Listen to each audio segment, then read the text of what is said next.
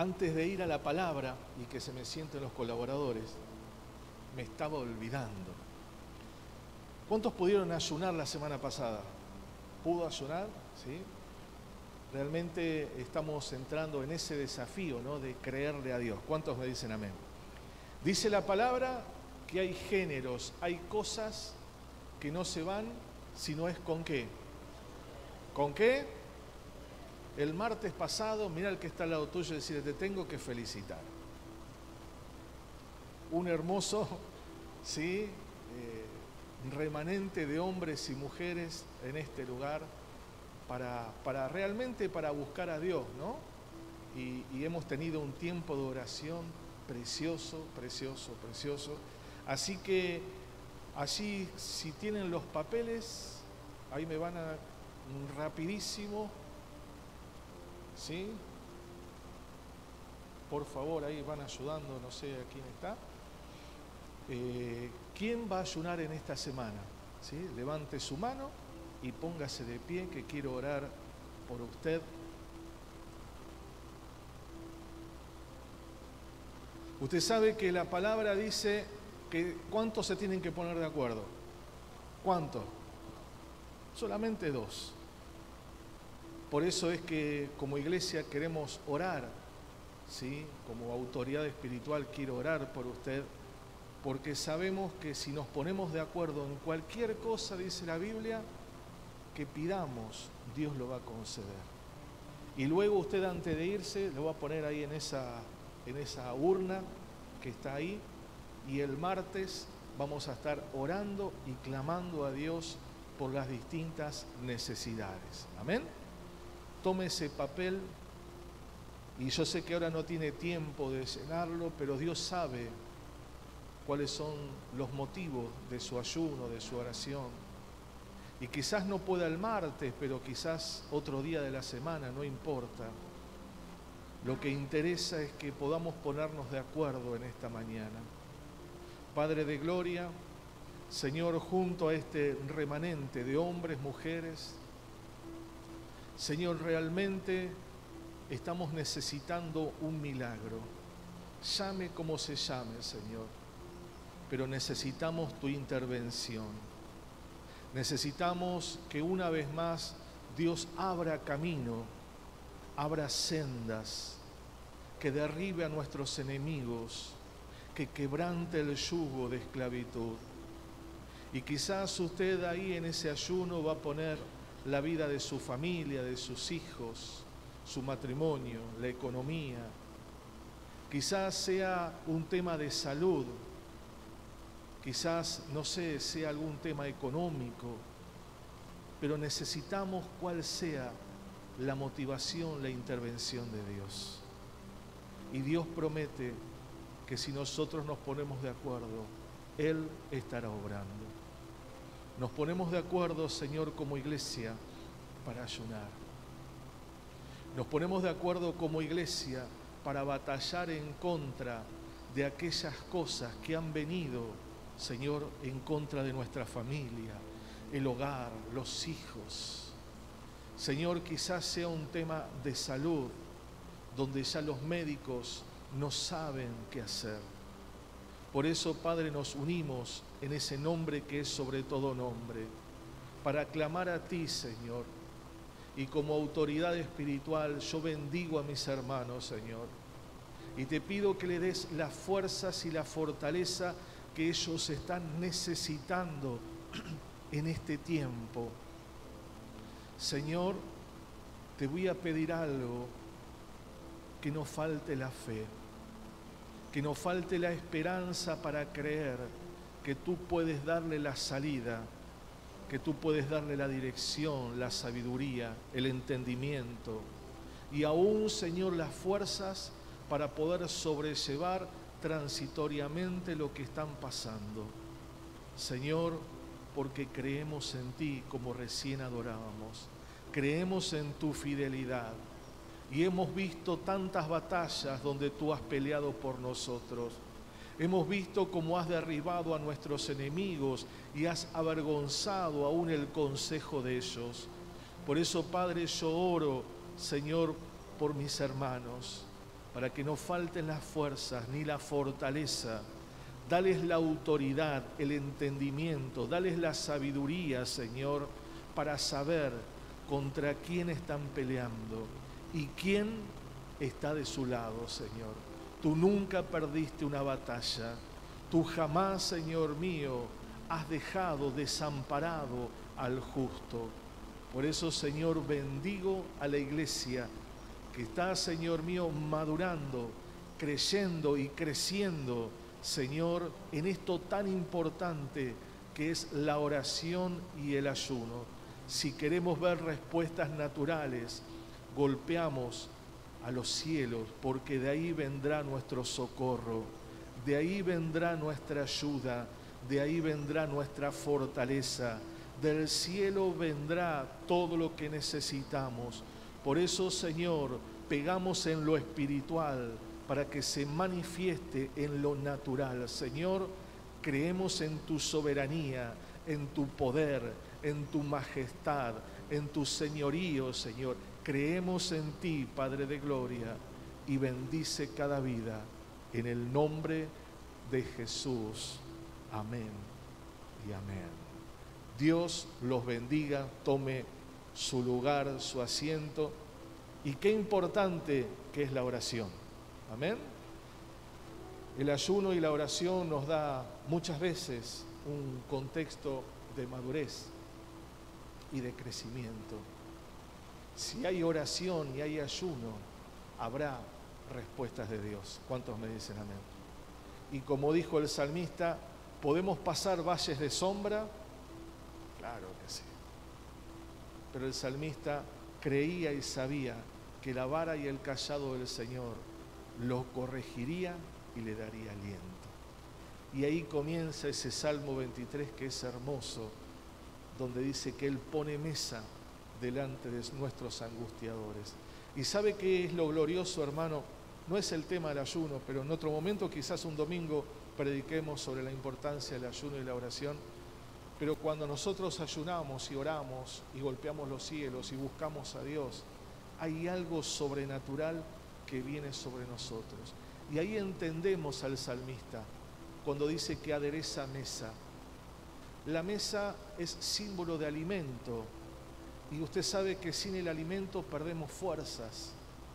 Y es allí donde el Señor pone esa mesa delante de esa crisis que usted está pasando, delante de esa agonía, quizás sea familiar, sea física, económica, no sé, solo usted y Dios sabe por qué proceso está pasando.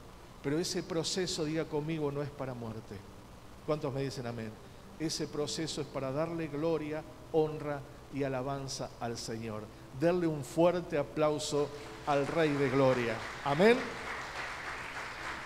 Lo que usted pasa no es para muerte. Lo que usted está pasando es para que su fe sea engrandecida. Amén. Vamos al Evangelio según San Mateo, capítulo 5. La semana pasada hemos estado hablando algo sobre esto. Verso 13 dice, vosotros sois la, ¿qué? Sal, diga conmigo, la sal de la tierra. Pero si la sal se desvaneciere, ¿con qué será salada? No sirve ¿para qué? Para más nada. ¿No? Usted sabe que aquí no se utiliza, pero en las regiones donde nieva, donde hay hielo, ¿no? Ellos tiran, ¿sí?, una sal que no sala, una sal que no sirve. Y esa sal derrite al hielo, pero en realidad no sirve para la comida. Entonces dice el Señor que cuando hay algo que no sirve, ¿usted qué hace? ¿Qué hace? No me va a tirar al viejito. No me va a tirar a la viejita, no. ¿Sí? Cuando hay algo que no sirve, ¿uno qué hace? Lo descarta, lo saca. En la heladera algo que se echa a perder. El otro día mi esposa compró una alfajor. No tenía ganas de comer alfajor. Tenía ganas de comer un Capitán del Espacio. ¿Sí? ¿A cuántos les gusta el Capitán del Espacio? Mire que me venía cuidando, pero ahí dije, no, hoy tiro la chancleta.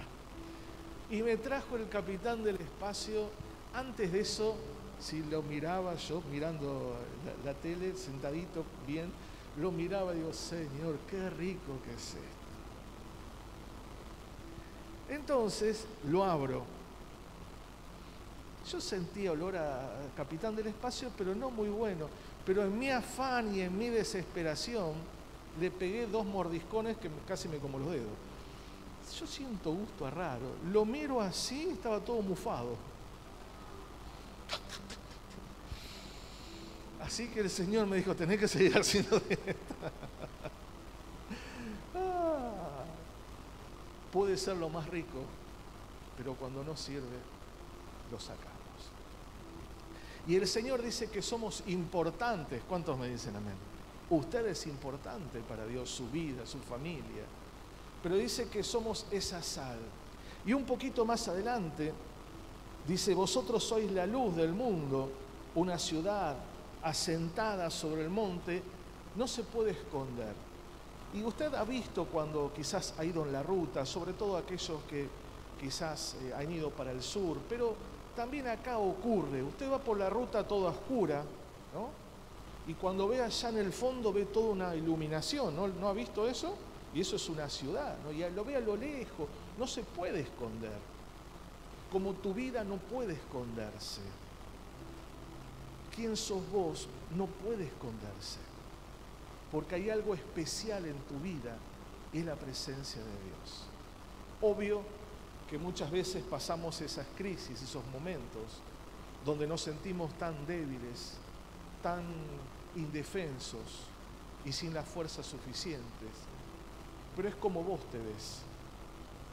Es como muchas veces el enemigo nos taladra la cabeza de quienes somos. Y muchas veces tiene razón. Nosotros no servimos absolutamente para nada. Pero no del concepto de Dios, sino del concepto humano. Y Dios dice, ustedes son algo especial para mí. Ustedes son esa sal que puede llegar a ser algo glorioso, cambiarle el sabor a una casa, a una familia, a los amigos. Usted puede cambiar el sabor o la sazón aún de su matrimonio o la relación con sus hijos, porque nosotros somos diferentes. ¿Cuántos me dicen amén? Somos distintos, diferentes. Por eso es que no cuadramos. Yo recuerdo cuando yo conocí, les conté siempre al Señor, y yo llegué a una edad de 14 años, 15, donde no quise saber más nada.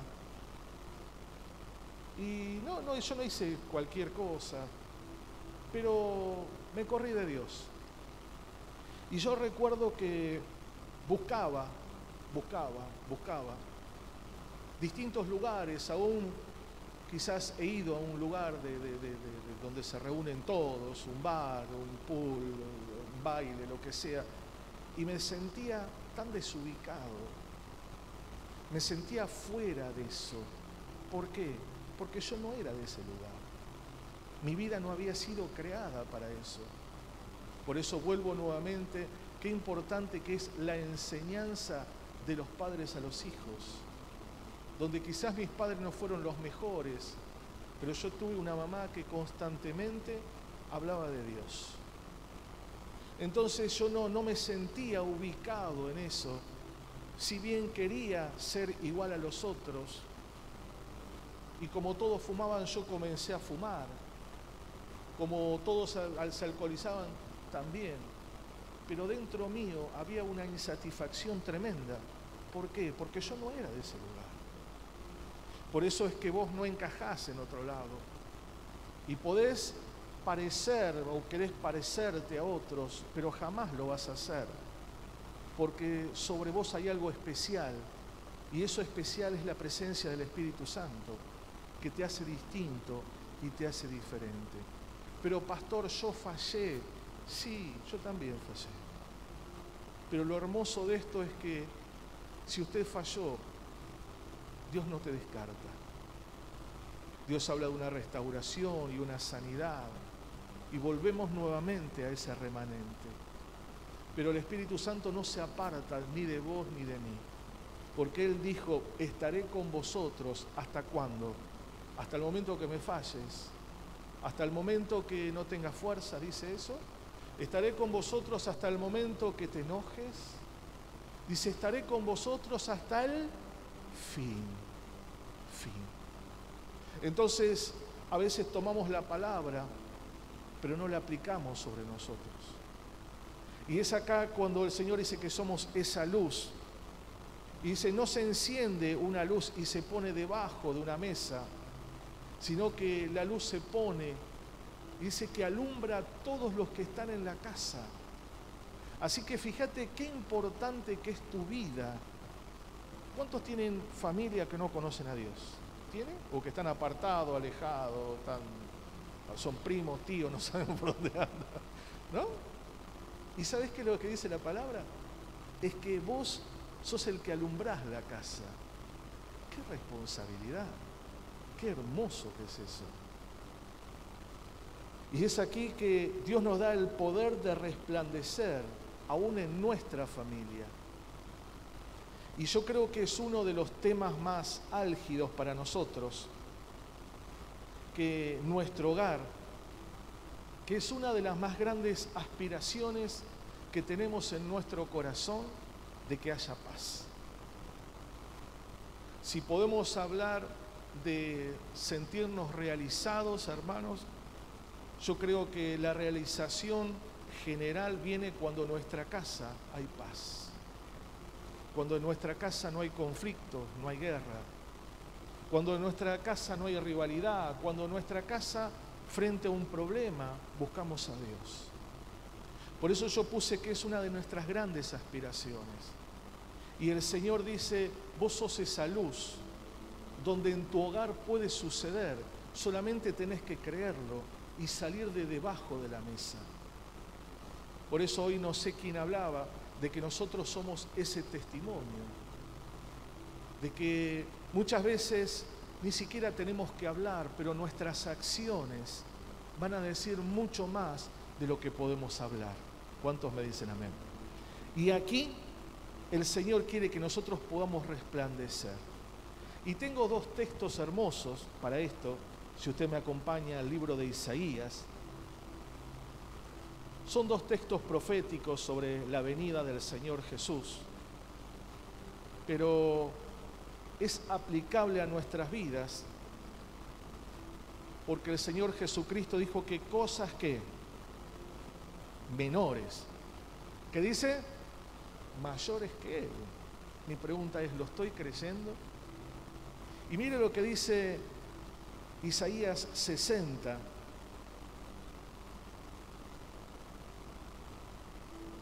Y habla de Sión. Sión es la ciudad de Dios. Usted es la ciudad de Dios. Pero Dios por medio del profeta da una orden, es algo imperativo, diciendo, levántate. ¿Qué dice? Levántate. Levantarse es una acción, y es una acción personal. Levantarse no lo puede hacer el que está al lado tuyo, no puede levantarte, porque habla de todas nuestras emociones, sentimientos y fe. Habla del razonamiento del hombre, de ese libre albedrío, pero habla de una decisión. Diga conmigo, decisión. Yo tengo que decidir levantarme. Dice, levántate y resplandece. Ahora, ¿por qué el Señor no dice, yo voy a resplandecer en vos? Porque Él ya está. ¿Cuántos me dicen amén? Él ya está en tu vida. Dice el libro de Isaías, capítulo 5, ¿qué más puedo hacer yo por mi viña? ¿Qué más puede hacer el Señor por nosotros? Solamente es una decisión de querer levantarse y de resplandecer. Por eso en el Evangelio, según San Mateo, dice que no se pone una luz debajo de una mesa. Yo tengo que decidir ponerla sobre el candelero y alumbrar. Ahora, ¿por qué dice sobre el candelero? ¿El candelero qué es? El Espíritu Santo. Entonces, mi vida puesta en las manos del Espíritu Santo es el único que puede hacernos resplandecer en la casa, en la familia, en el hogar y con aquellos que amamos. Dígame un fuerte amén. Dice, porque ha venido tu luz. Ha venido tu luz. Ya no dice la palabra, vos sos la luz, sino nos habla de dos actitudes: la actitud de levantarse, la actitud de querer resplandecer, porque la luz, porque la presencia de Dios está sobre nuestras vidas. Y la gloria de Jehová ha nacido sobre ti. Es algo hermoso, léalo todo el capítulo 60, es precioso. Y en el capítulo 61 dice, el Espíritu de Jehová del Señor está sobre mí, porque Él me ungió. Vuelve nuevamente a decir que esa luz, que esa presencia, que esa unción está sobre mi vida. Y luego comienza a describir una amplitud tan hermosa de lo que podemos hacer, pero dice, el Espíritu de Jehová el Señor está sobre mí. Aceptar que soy sal, aceptar que soy luz. ¿Cuántos me dicen amén? Y que el ambiente puedo transformarlo, no por lo que yo soy, sino por lo que es Dios en mi vida. Amén. Y esa transformación podemos verla en nuestros seres queridos cuando nosotros comenzamos a alumbrar, cuando nosotros comenzamos a resplandecer, cuando nosotros comenzamos a hacer esa sal y esa luz. Es algo contagioso, es algo que los demás van a querer, porque si vos tenés paz, otros van a querer paz.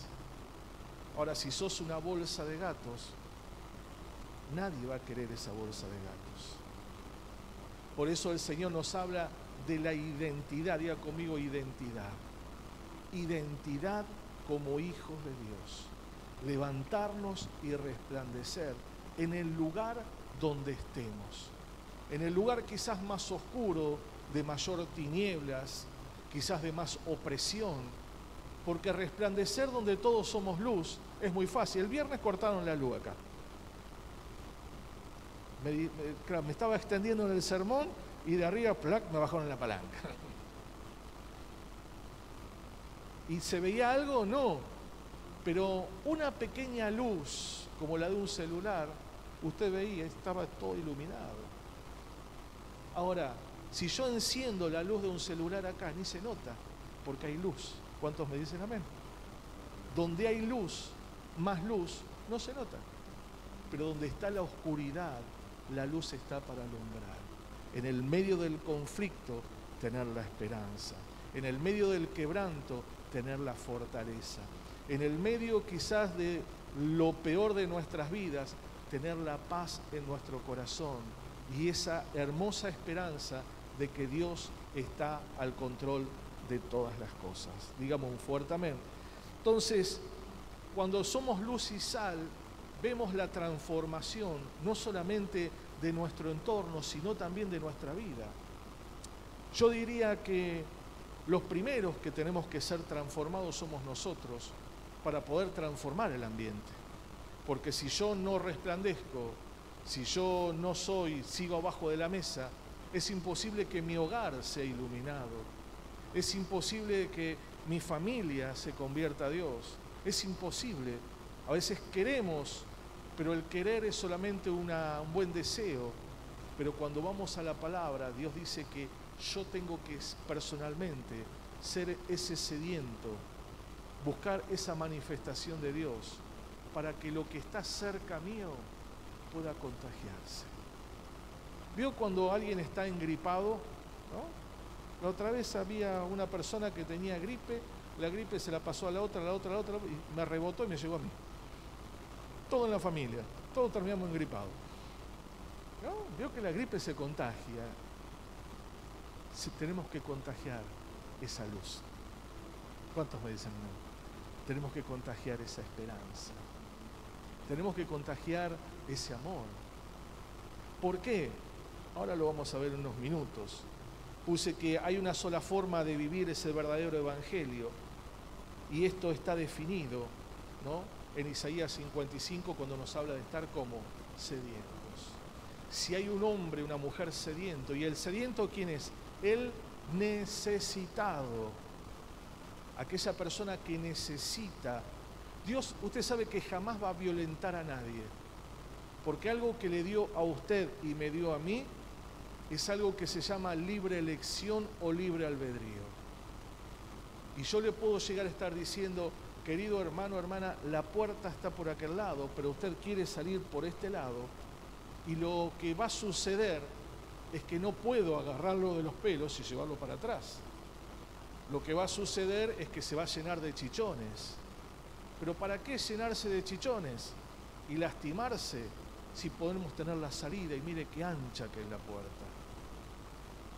Muchas veces en nuestras vidas el Señor nos habla, nos alerta, nos dice, manda, ¿no es cierto?, manda a un hermano, manda la palabra, manda para advertirnos, pero tomamos malas decisiones. Por eso volvemos nuevamente, que cuando yo estoy sediento, cuando yo tengo hambre de Dios, ahí comienza a decir, Señor, ayúdame, porque quiero ser esa luz y esa sal. Yo quiero transformar el ambiente en mi casa. ¿Cuántos me dicen amén?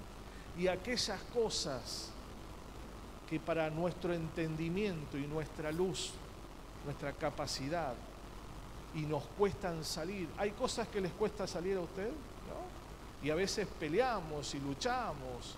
De la única forma es estar necesitado. El necesitado pide ayuda.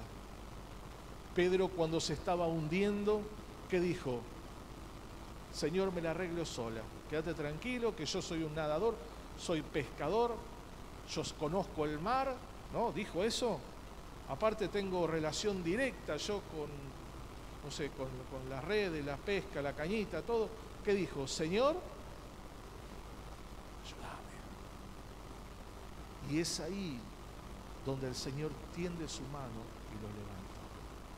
Los sedientos son aquellos que en esta mañana pueden decirle, Señor, realmente yo no doy más con esto, no puedo más. Y es ahí donde el Señor comienza a hacer una obra en usted y en mí. ¿Para qué? Para poder alumbrar, para poder ser esa sal, para poder ser, como dijo Isaías, para poder resplandecer, para volver a decir, Señor, tu Espíritu está sobre mí, y sigue diciendo, ¿no? Porque me ungió para predicar buenas nuevas. ¿Cómo voy a predicar buenas nuevas si no estoy sediento? Si no me levanté. Porque usted sabe que la palabra que tiene poder. Y muchas veces no es lo que usted dice, porque puedo decirle a alguna persona un texto bíblico y la persona, pero es el Espíritu.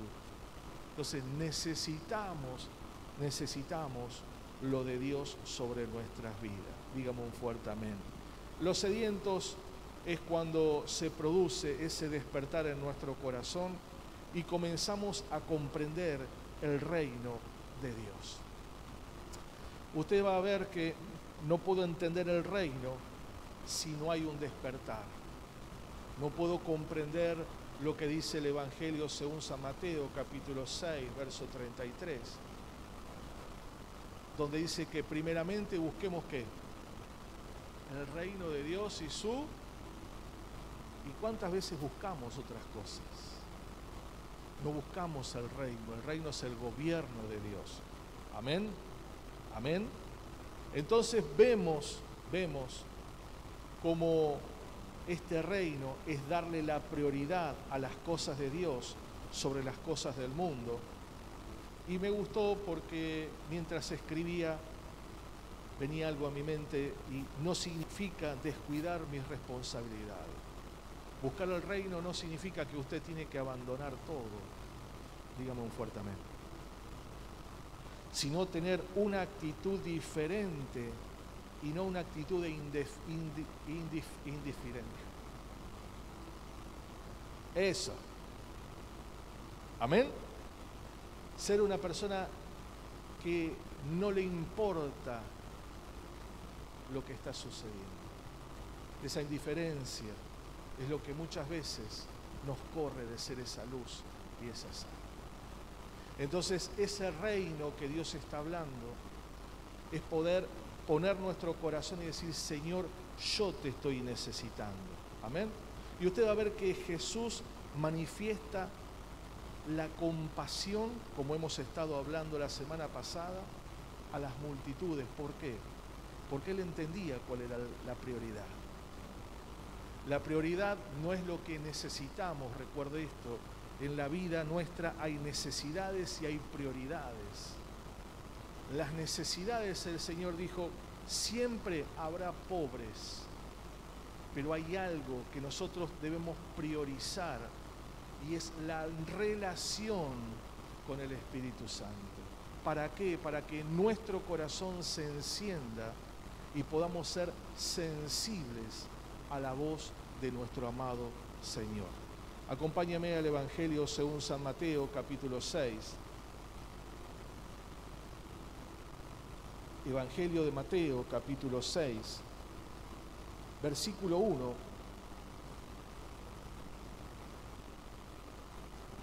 Perdón, Marcos. Estamos cerca, ¿vio? Quería saber si lo tenía en la Biblia. Menos mal que son 4 evangelios, ¿no?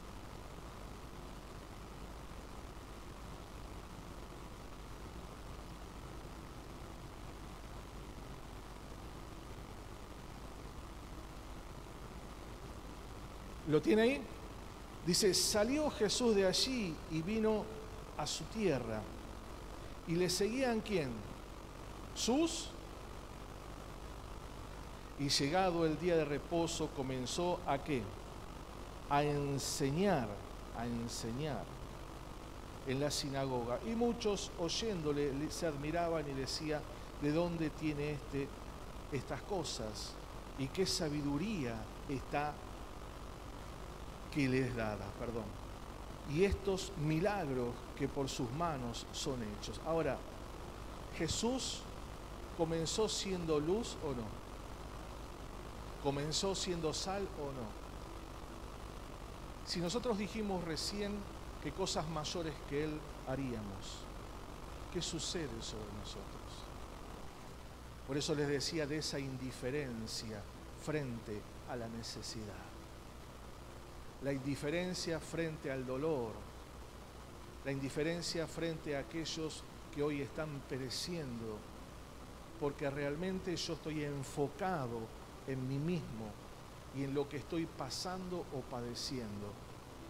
Cuando hace un rato dijimos que nosotros tenemos salida y dijimos que si oramos y ayunamos y nos ponemos de acuerdo, el Señor ¿qué hace?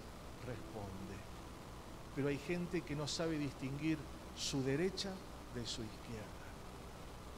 Pero Jesús comenzó a enseñar, comenzó a hacer esos milagros, comenzó a resplandecer, comenzó a iluminar y a transformar cada ambiente. Donde Jesús estaba, los ambientes eran cambiados. Donde Jesús estaba, no estaba la muerte. Donde Jesús estaba, se dispersaba toda adversidad. Jesús era ese agente transformador espiritual. ¿Por qué? Porque Jesús era un sediento del Padre. Jesús tenía esa relación permanente y necesitaba, y si usted sigue leyendo los 4 evangelios, usted va a ver que Jesús ¿qué hacía? Se iba a orar, se levantaba, se iba al monte a orar. ¿Qué hacía? Su dependencia hacia el Padre era lo que a él lo llenaba y lo llevaba a resplandecer frente a las tinieblas. No cualquiera podía pararse en una sinagoga y comenzar a enseñar. No cualquiera podía discutir con un fariseo, no cualquiera podía hacerlo frente a esos religiosos si no estaba el Espíritu de Dios sobre él, si no estaba esa luz, si no estaba esa sal, para poder transformar el ambiente espiritual donde él estaba. ¿Me comprende?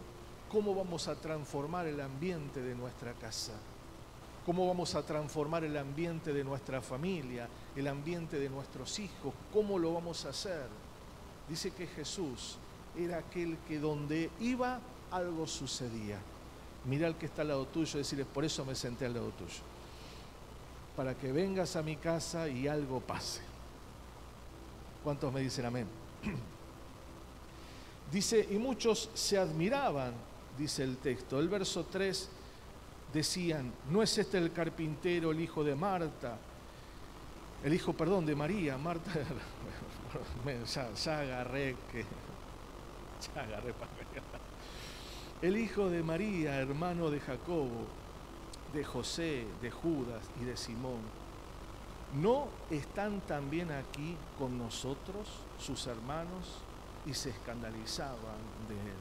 Mas Jesús decía, no hay que profeta. Jesús ahí dice, quédense tranquilo que acá mucho no puedo hacer, ¿no? Y es más, dice que mucho no pudo hacer por la incredulidad de ellos, pero él pudo hacer.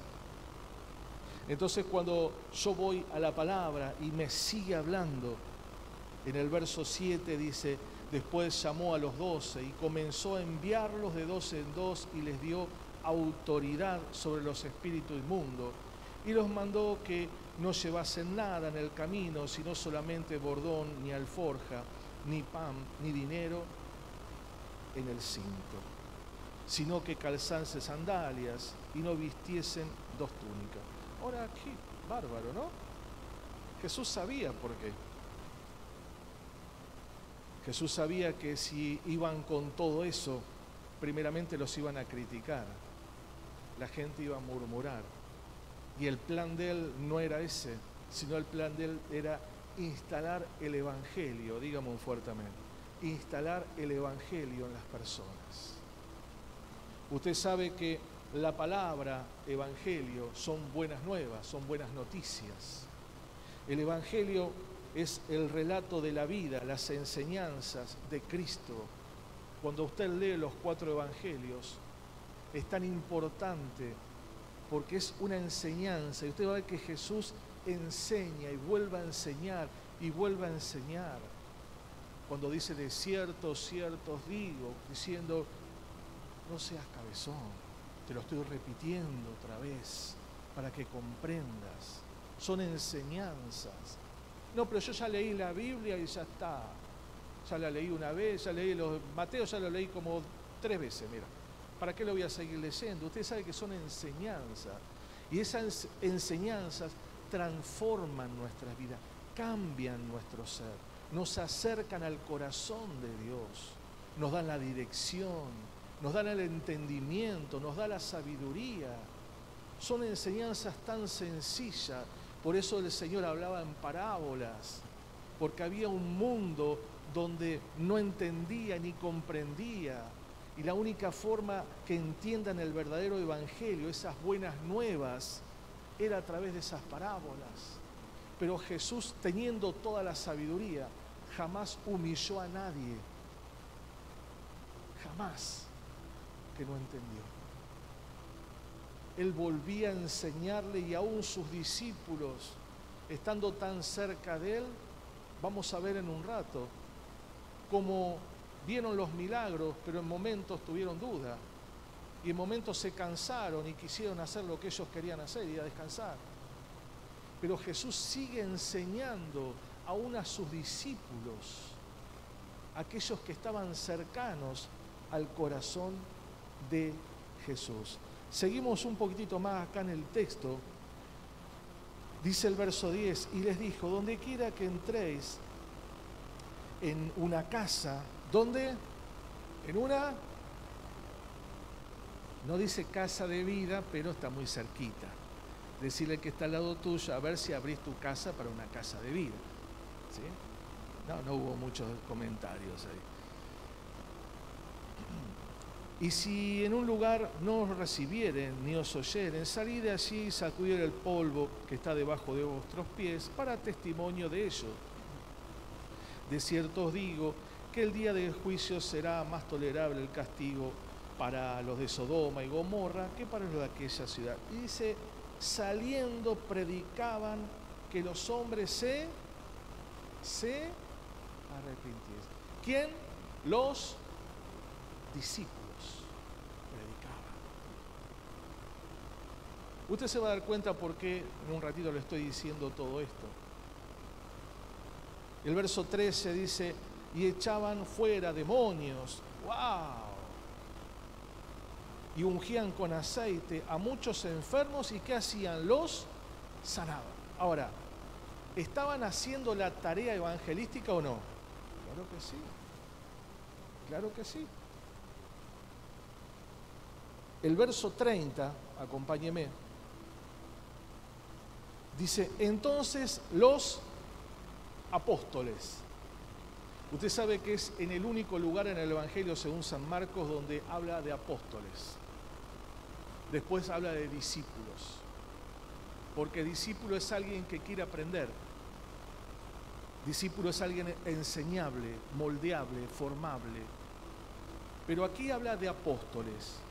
Dice, entonces los apóstoles se juntaron con Jesús y le contaron todo lo que habían hecho y lo que habían enseñado. Y él les dijo, venid vosotros aparte a un lugar desierto. ¿Y qué le dijo? Descansar. Ahora, ¿estarían cansados los discípulos o no? Dígame un fuerte sí. ¿No? Si a veces salimos del culto, llegamos a casa recontra cansados y solamente vinimos acá. Ellos estuvieron todo el día predicando, echando fuera demonios, haciendo milagros. Estaban agotados. Y acá vemos que no solamente el Señor se interesaba por lo espiritual, sino también por lo físico. Acá a Jesús le interesaba la salud de aquellos que estaban cercanos a Él. Y les dice en este texto, vamos a un desierto y vamos a descansar un poquito, no mucho. Mira al que está al lado tuyo y decirle, Jesús le dijo un poquito. Algunos están 20, 30, 40 años descansando, pero no, Él dijo un poquito, ¿sí? Porque eran muchos los que iban y venían, de manera que ni aún tenían tiempo para comer. ¡Wow! Yo creo que habrá sido un movimiento tremendo, ¿no? Y se fueron solos en una barca a un lugar desierto, pero muchos, los que vieron ir, le reconocieron y muchos fueron allí a pie desde las ciudades y llegando antes que ellos se juntaron a él. Y salió Jesús y ¿qué dijo? Son las 12. Listo, terminamos. ¿Qué viniste con necesidad? Lola, para la próxima campaña. Lo dejamos porque ¿sabés qué? Justo empieza la película El Partido. La película de Netflix ya empieza, dijo Jesús. Así que, vía, qué tremendo, ¿no? La compasión, el amor, la misericordia. Dice que vio una gran multitud y tuvo que compasión de ellos, porque eran como ovejas que no tenían pastor, y comenzó a ¿qué? ¿Y qué les enseñaba Jesús? Diga conmigo el reino. Jesús le enseñaba los principios del reino. ¿Qué tenemos que enseñar nosotros? El Evangelio, las buenas nuevas, el reino. Ese reino que es inconmovible, ese reino que transforma vidas, hogares y familias, que transforma el corazón de una mujer, que transforma el corazón de un hombre, que cambia y parte la historia de cada uno de los que estaban presentes. Dice, y comenzó a enseñarle muchas cosas. Y cuando ya era muy avanzada la hora, sus discípulos se acercaron a él diciendo, el lugar es como desierto. Y la hora ya que es, rajemos, Pichichu, le dijo. Despedilos, vio la hora, los discípulos, para que vayan a los campos de esa aldea alrededor y compren pan, pues no tienen qué. Respondiendo él les dijo que, piola, Jesús, re vivo. ¿Qué le dijo? Dale vosotros de comer. Ellos dijeron, que vayamos y compremos pan por 200 denarios y les demos de comer. Y él les dijo, ¿cuántos panes tenés? Ir y verlo. Y al saberlo dijeron, 5 y 2 peces. Y ahí comenzó el Señor a hacer el milagro que no es el tema de hoy. 2 o 3 cosas quiero decirles en esta preciosa mañana. Y Jesús manifestó su compasión a la multitud. ¿Cómo? Primero, lo que enseñó Jesús fue el Evangelio. Nosotros demostramos la compasión a la gente enseñando el Evangelio. Enseñando. ¿Qué tenemos que hacer? Enseñar. La enseñanza es demostrar lo que hay dentro nuestro, pero si no hemos aprendido, ¿qué evangelio podemos enseñar? El evangelio que Jesús enseñaba era el evangelio del amor, la paz, la esperanza, la restauración, la sanidad. El evangelio de volver a levantarse. Ese es el evangelio, ese es el reino. El reino no consiste en marcar los errores o las fallas o las equivocaciones, sino el reino consiste en arrepentirse y volverse a Dios. Ese es el verdadero evangelio. El hombre luego ha hecho distintas doctrinas, pero el verdadero evangelio es ese evangelio que transformaba vidas. El evangelio que Jesús predicaba era el que tenés que tender una mano, el que se cae. Ese es el verdadero evangelio. Por eso usted va a ver que primeramente enseñaba el evangelio. ¿Pero qué evangelio? El evangelio de la salvación. ¿Por qué enseñaba el evangelio de la salvación? Primero, sin el evangelio de Cristo, el hombre se pierde. Jesús vino a buscar ¿a quién? A los que se habían perdido. Entonces vemos que el evangelio de la salvación hacía que el hombre vuelva a su corazón, a su origen. ¿Y su origen quién es? Dios. Ese es el verdadero evangelio. Jesús les hablaba, les predicaba sobre volverse al Padre. Sin el evangelio de Cristo, el hombre sigue esclavo de sus pasiones, de sus ataduras, de sus pecados. Entonces Jesús lo que le transmitía era ese evangelio de libertad, para que ellos salgan de esas cárceles espirituales. Volvemos a Isaías 61, el Espíritu de Jehová está sobre mí. ¿Para qué? Para abrir las cárceles y todo lo que dice Isaías 61. Entonces ese es el evangelio. Sin el evangelio de Cristo ningún hombre podría alcanzar la vida eterna. Entonces la gran compasión que Jesús tenía era ver esa multitud que no tendría vida eterna, que seguirían atados a sus pecados, que seguirían oprimidos, que seguirían encarcelados, no teniendo un destino y un futuro para sus vidas. Sin el evangelio de Cristo, el hombre no tiene esperanza. Y eso es lo que transmitía Jesús.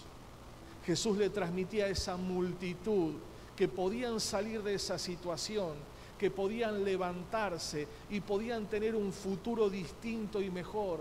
Y Jesús no le hablaba de un positivismo, le hablaba de arrepentimiento, le hablaba de volver el corazón a Dios, de poder tener esa hambre, de poder tener esa necesidad, de poder ser esos sedientos.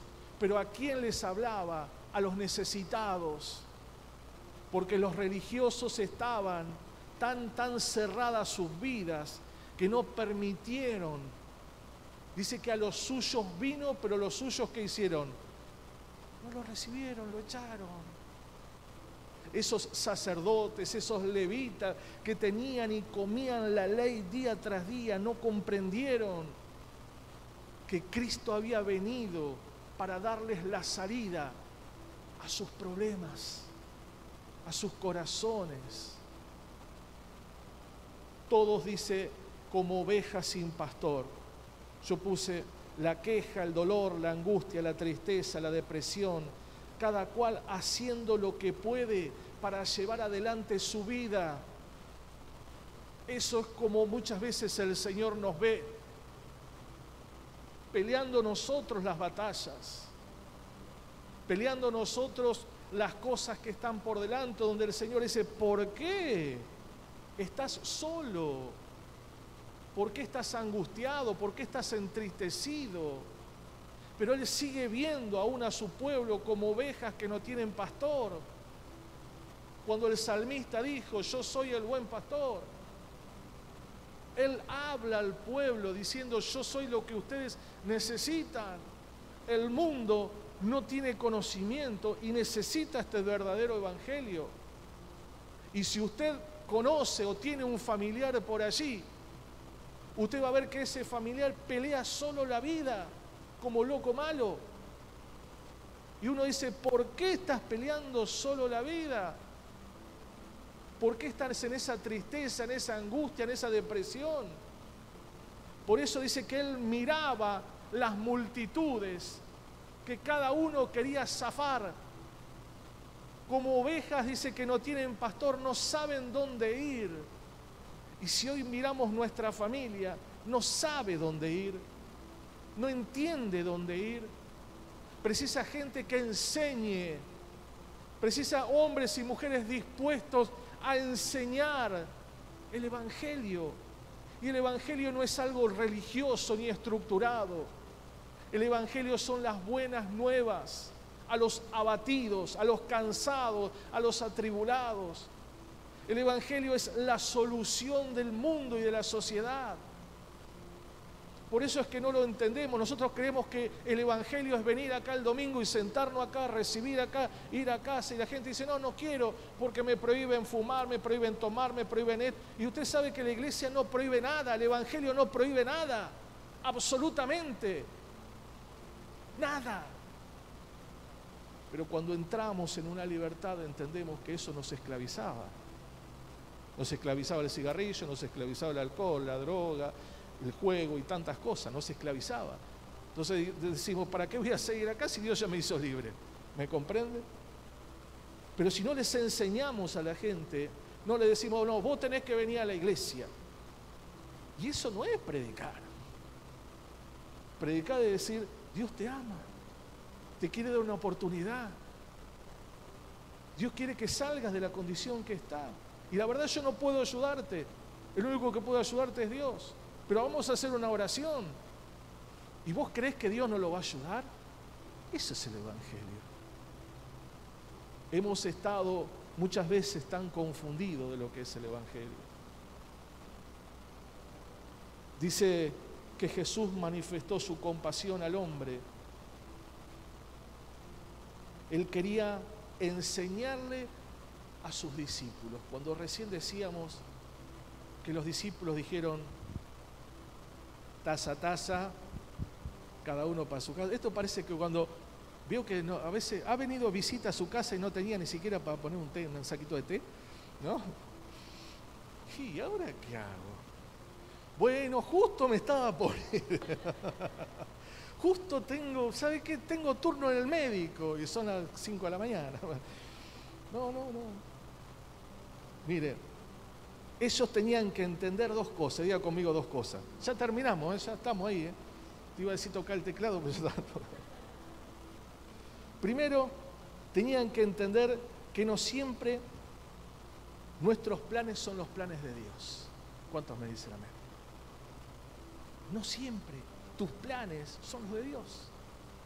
A veces queremos acomodar el cielo a nosotros, a nuestro tiempo, a nuestras ganas, a lo que tenemos, ¿no? Decimos, bueno, los planes, bueno, no porque no tengo.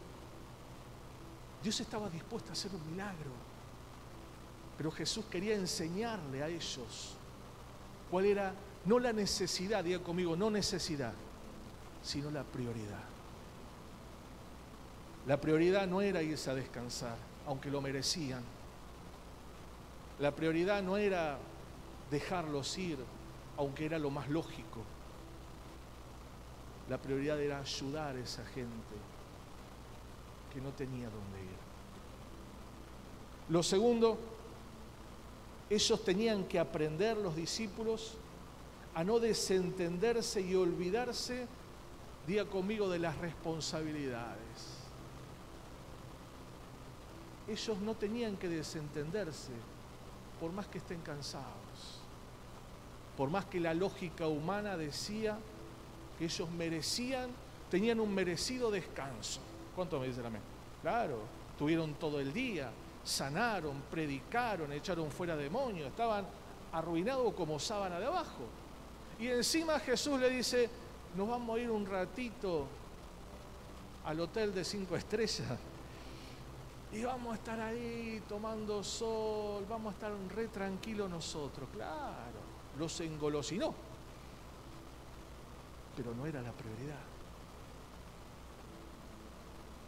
La compasión es esto, es ver más allá de lo que estás necesitando, es entender el corazón de la gente, es entender el dolor. Cuando nosotros alcancemos esto, vamos a poder predicar compasión. Vamos a poder decirle al que se cae, dame una mano que te levanto. Vamos a poder decirle, mirá, ¿sabes qué? Voy a orar por vos. Porque yo no tengo nada, pero el mismo que me sanó y me restauró es el que va a hacer eso con tu vida. Dígame un fuerte amén. Despídelos, le dijeron ellos.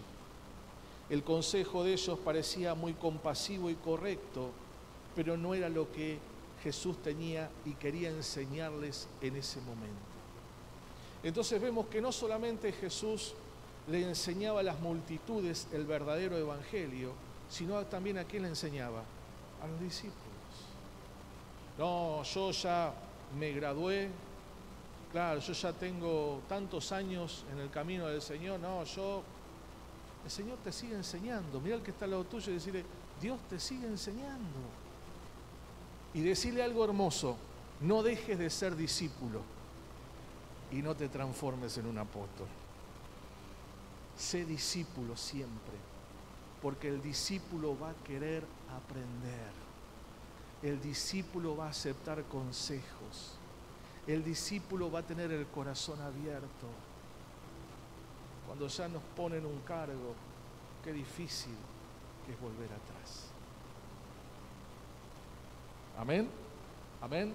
Jesús vuelve a involucrarlos a ellos para que no se desentiendan de la necesidad, que no sean indiferentes.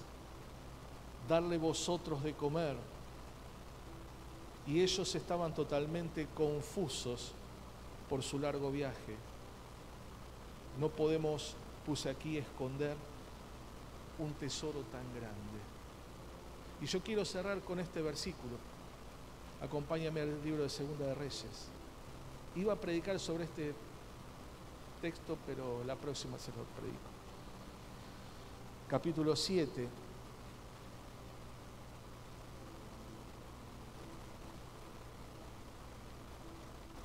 Esto es una historia hermosa, diga conmigo hermosa.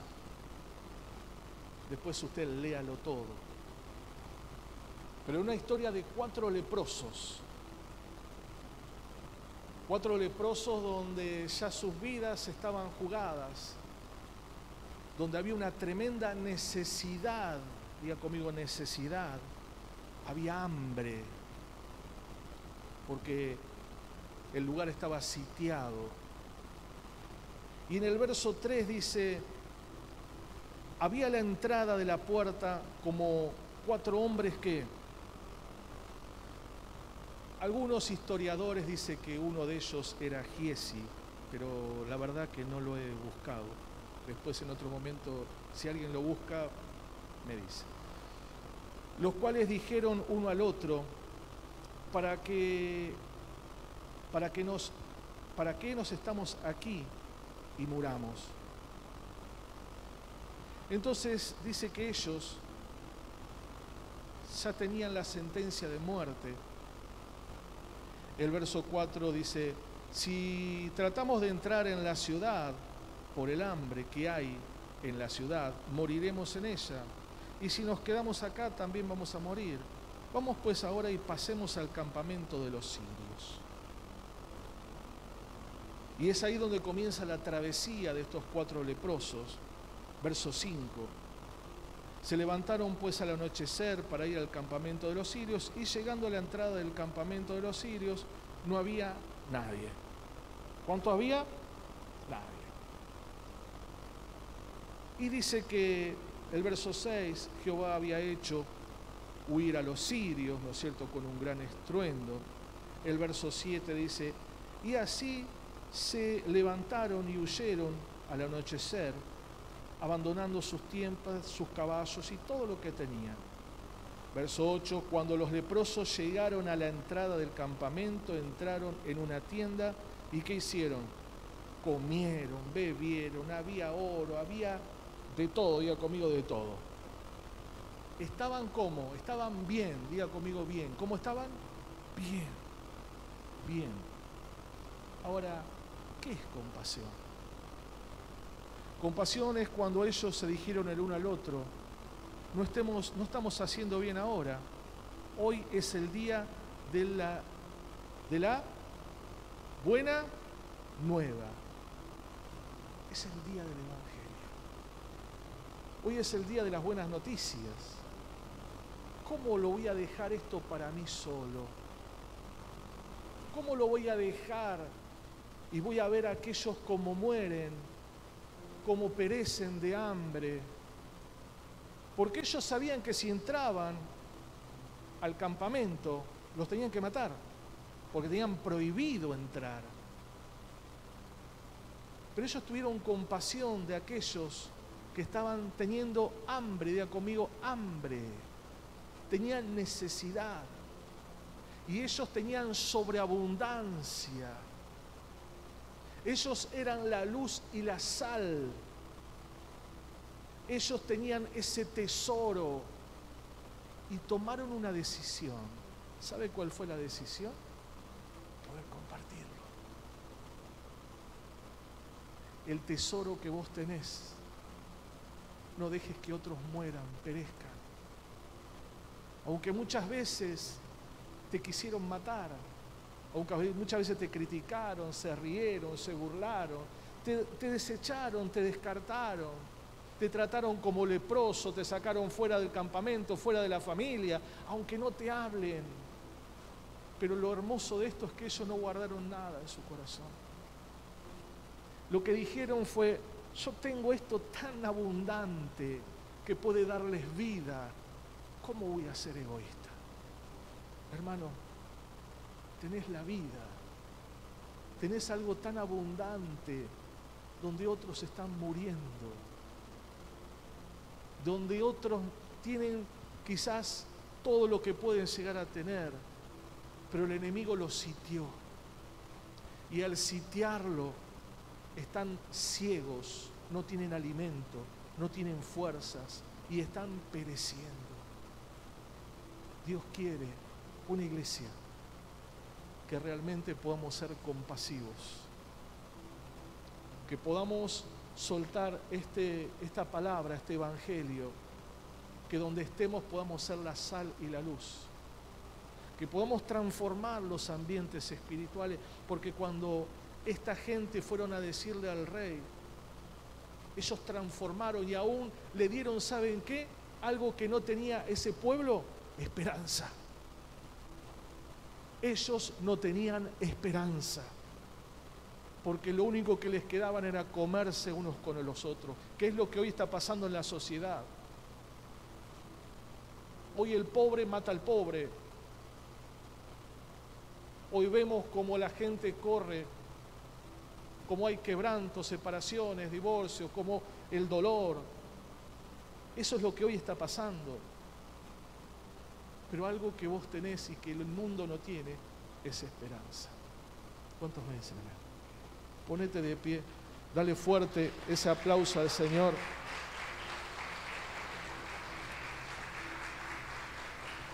Ponete de pie y toma la mano de la persona que está a tu lado. Ya nos vamos y bueno, gracias por el tiempo.